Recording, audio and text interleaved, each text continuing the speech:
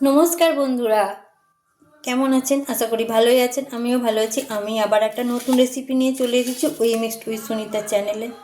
তো তো এই যে রেসিপিটা আমি এনেছি, এটা গরমকালের জন্য খুবই উপকার। একদম মশলা কম, হালকা পাতলা ঝোল। তো বন্ধুরা, আমি এটা কিভাবে ঝোলটা রাঁধছি আর কি কি সবজি নিয়েছি সব পরে পরে বলছি। তো বন্ধুরা, আমি রান্নাটা চালু করি, আমার সঙ্গে থাকুন।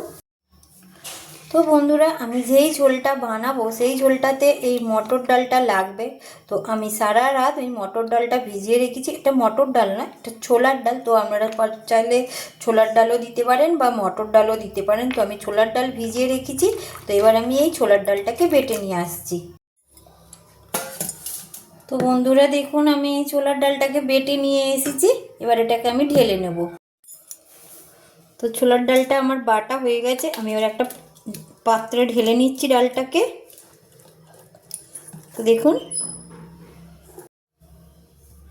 তো আমি এই ডালটা বেটে নিয়েছি, বেটে নিয়ে একটা জায়গা ঢেলে নিয়েছি। তো এবার আমি এতে স্বাদ অনুযায়ী নুন দিয়ে দিচ্ছি।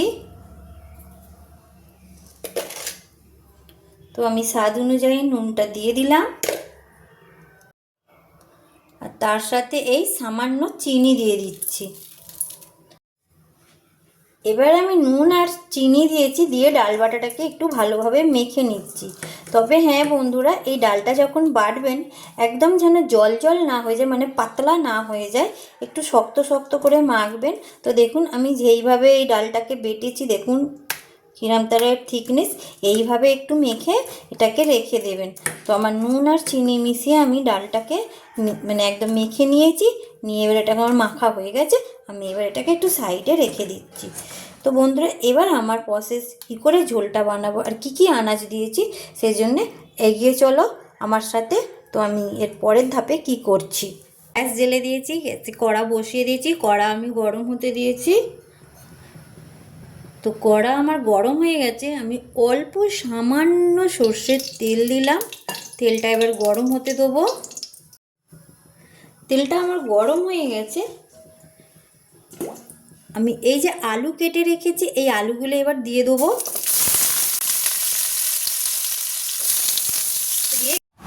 আলুগুলো এবার আমি সব দিয়ে দিলাম। দিয়ে আলুগুলোকে এবার ভেজে নেবো। তো ভেজে নেওয়া বলতে কি, একদম হালকা করে ভাজবো, ডিপ মানে একদম লাল লাল করে ভাজবো না।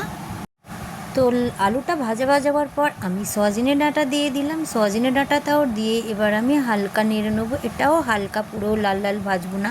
তারপর আমি দিয়ে দিচ্ছি এখানে পটল কেটে রেখেছিলাম, লম্বা লম্বা করে পটল কাটা ছিল, সেই পটলগুলোও দিয়ে দিলাম। দিয়ে এটাকেও আমি নেড়ে চেড়ে নেবো তেলের ওপরে। খুব তেল দিইনি, হালকাই তেল দিয়েছি বা অল্প। তো তার সাথে আমি সব সবজিগুলো একটু নেড়ে চেড়ে নেবো।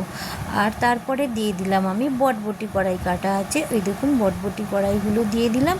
দেবার পরে আমি এই বটবটি কড়াইগুলোকেও হালকা নেড়ে নেবো।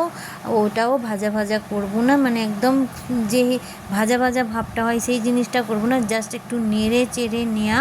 তো ওই দেখুন আমি নেড়ে চেড়ে নিলাম। তো এবার আমি ঝিঙে কেটে রেখেছিলাম, ঝিঙেটাও দেখুন লম্বা লম্বা করেই কেটে রেখেছি। তো আমি এবার ওই ঝিঙে, আলু, বটবটি, ডাঁটা একসাথে দিয়ে দিলাম। দিয়ে এটাকেও হালকা নাড়াচাড়া করে নিচ্ছি।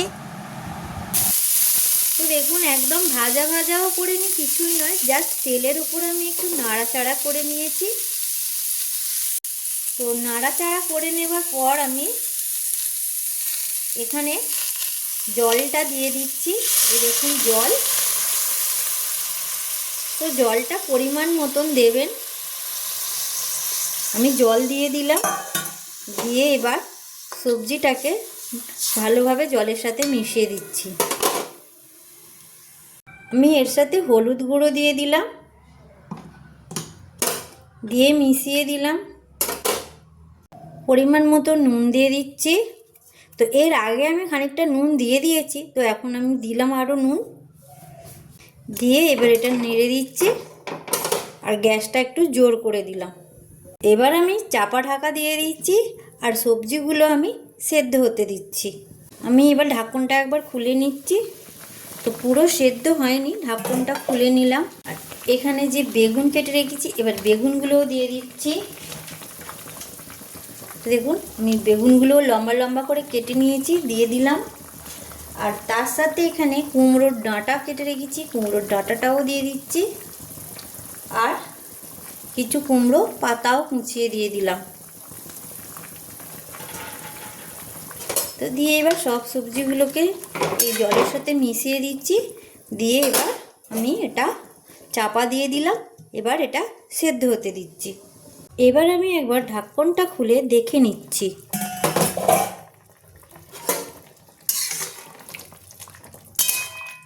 তো বন্ধুরা, এটা কিছুই মশলা পড়েনি। তো তোমরা যদি চাও আরও কিছু সবজি দেওয়ার জন্য এর সাথে কুমড়োও দিতে পারো। তো আমি কুমড়ো দিইনি, তো সব রকম সবজি দিয়ে করা যায়। তো আমি যেটুকু সবজি পেয়েছি সেই সব সবজি দিয়েই করলাম। তো দেখুন আমার আলুটা খানিকটা সেদ্ধ হয়ে এসেছে। এই পর্যায়ে আমি এই যে ডালটা বেটে রেখেছিলাম বন্ধুরা, এই ডাল বাটাটা এবার আমি এই ঝোলেতে দেবো। তো বন্ধুরা, আমি আস্তে আস্তে ছোট ছোট করে এই জলের ওপরেই ডাল বাটাটা দিয়ে দিচ্ছি। তো বন্ধুরা, একদম কাছাকাছি করে দেবেন না, ডাল বাটাটা একটু দূরে দূরে করে দেবেন। তো দেখুন, তো আমি একদম দূরে দূরে করে ডাল বাটাগুলো দিচ্ছি, একটার সাথে একটা না যেন লেগে যায়, কারোর সাথে কারোর যেন না লেগে যায়। তো আমি সব ডাল বাটাটা দিলাম না, অল্প ডাল বাটা দিয়েছি। দিয়ে এটাকে এবার আমি আবার ঢাকা দিয়ে দেবো, দিয়ে এই অবস্থায় এটা হতে দেবো। তো এই গরম অবস্থাতেই ডাল বাটাটা জমাট বেঁধে যাবে। তো আমি এই অবস্থাতেই আবার ঢাকা দিয়ে দিলাম, খানিকক্ষণ পরে আবার ফিরে আসছি। তো বন্ধুরা, আমি এবার ঢাকনটা খুলে নিচ্ছি। তো দেখুন বড়াগুলো আস্তে আস্তে একটু একটু শক্ত হয়ে গেছে, এখনও বাকি আছে। তো এবার আমি বাকি যে ডাল বাটাটা আছে সেটাও ওইভাবে দিয়ে দেবো। তো একদম কারোর সাথে কারোর গায়ে লাগাবো না, কিন্তু এমন দেবো যাতে কারোর সাথে না কারোর গায়ে লেগে যায়। তো আমি এই ফাঁকা ফাঁকা অংশটায় ছোট ছোট করে আমি দিয়ে দিচ্ছি। এই দেখুন এইভাবে আমি বাকি যে ডাল বাটাটা আছে এইভাবে আমি দিয়ে দেবো। তো বন্ধুরা, ডাল বাটাগুলো একবারে দিয়ে দেবেন না, কেন কি একবারে দিলে কি হবে, পুরো জায়গাটা কভার হয়ে যাবে, আর গায়ে গায়ে লেগে গিয়ে যখন মানে একটু ঘেঁটে দিতে যাবেন তখন দেখবেন ডাল বাটাগুলো ঘেঁটে গেছে। তাই জন্যে কিছু হাফ ডাল বাটা দিয়ে সেটাকে একটু রেখে সেদ্ধ করে নিয়ে আবার বাকিটা দিয়ে আবার চাপা দেবেন, সেদ্ধ হয়ে যাবে। তখন দেখবেন পুরো ডাল বাটাটা বড়ির মতন মানে বড়ার মতন হয়ে রেডি হয়ে গেছে। পুরো ডাল বাটাটা সবটা এইভাবে দিয়ে দিলাম। তো এটাকে এখনও আর নাড়বো না, আবার এটাকে আমি চাপা দিয়ে দেবো। তো বাকি যেই ডাল বাটাটা এখন দিলাম সেটা আবার সেদ্ধ হতে দেবো। তো এখন চাপা দেওয়া রইল। তো বন্ধুরা, আমি এবার ঢাকনটা খুলে নিচ্ছি। তো দেখুন আমার ঝোল টকবক করে ফুটছে, আর এই দেখো বড়া সব সিদ্ধ হয়ে গেছে, দেখেছো? কেউ কারোর সাথে জুড়ে নেই। তো বেশি নাড়াচাড়া করা যাবে না, তো আমি হালকা হাতে একটু নাড়িয়ে দিচ্ছি। আর একটু নুন মিষ্টিটা ঠিকঠাক আছে কি একটু দেখে নেবেন।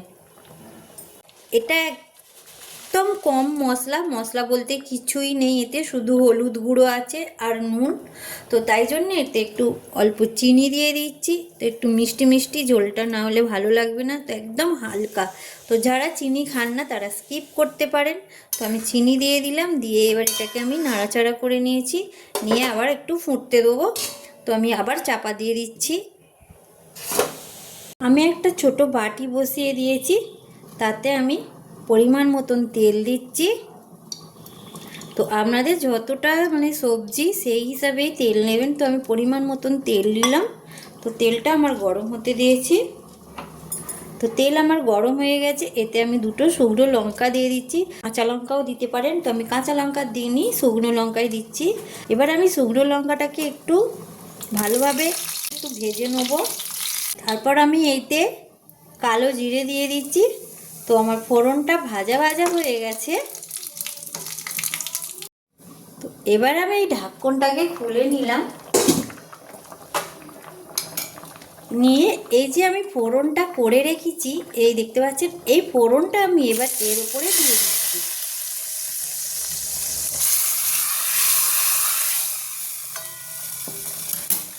দিয়ে এবার আমি এটা ফোড়নটা ভালোভাবে এই ঝোলটার সাথে মিশিয়ে দিচ্ছি। তো একদম জোরে জোরে ঝোলটাকে নাড়বেন না, কেন কি বড়াগুলো তো ঘেটে যেতে পারে, তো হালকা হাতেই নাড়বেন। তো আমার এই ঝোলটা কেমন হয়েছে বন্ধুরা দেখে বলুন। আর আমার এই রেসিপিটা যদি তোমাদের ভালো লেগে থাকে তাহলে লাইক, শেয়ার, কমেন্ট আর সাবস্ক্রাইব করবেন। নতুন বন্ধু, পুরনো বন্ধু, তোমাদেরকে অনেক অনেক ভালোবাসার অসংখ্য ধন্যবাদ। যারা আমার নতুন বন্ধু আমার চ্যানেলটাতে যুক্ত হয়েছো তাদেরকে অনেক অনেক ভালোবাসা। আর তাদেরকে আমি বলছি আমার রেসিপি যদি ভালো লাগে তাহলে আমাকে লাইক, শেয়ার, কমেন্ট আর সাবস্ক্রাইব করবেন। আমার পুরনো বন্ধুদেরও বলছি আমার এই রেসিপিটা যদি ভালো লেগে থাকে তাহলে লাইক, শেয়ার আর কমেন্ট করবেন। তোমাদের কমেন্টের আশায় আমি থাকবো। তোমাদের কমেন্ট পেয়ে আমি অনেক অনেক খুশি হব। আর তোমাদের কমেন্ট পেলে আমি আরও অন্য অন্য নতুন নতুন রেসিপি আনতে আগ্রহী হব। তো বন্ধুরা আমার এই হচ্ছে নিরামিষ ঝোল। গরমের সময় এই ঝোলটা খুবই উপকার, একদম হালকা পাতলা ঝোল। আর কোনো মশলা নেই এতে, শুধু হলুদ গুঁড়ো, নুন আর শুকনো লঙ্কা, কালো জিরে দিয়ে ঝোলটা। তো বন্ধুরা আমার ঝোল রেডি। তো এই হলো আমার ঝোল বড়ার ঝোল রেসিপি। তো আপনাদের কেমন লাগলো বন্ধুরা একটু কমেন্ট করে জানাবেন। নিরামিষ আর গরমের পক্ষে খুবই উপকার।